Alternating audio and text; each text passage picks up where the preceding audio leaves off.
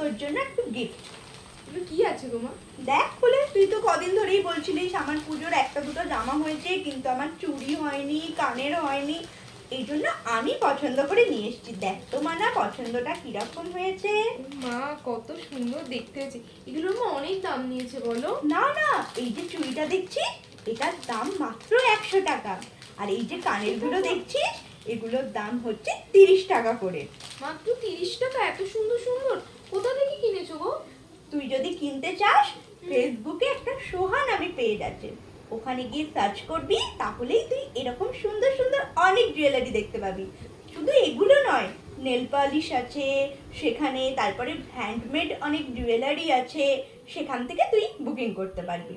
হ্যাঁ, আমি তো মা এবারে আজকে গিয়েই দেখবো ফেসবুকে সোহা। আর তো এই সোহার জিনিসপত্র খুব ভালো লেগেছে, আর এর দামটাও বেশ কম।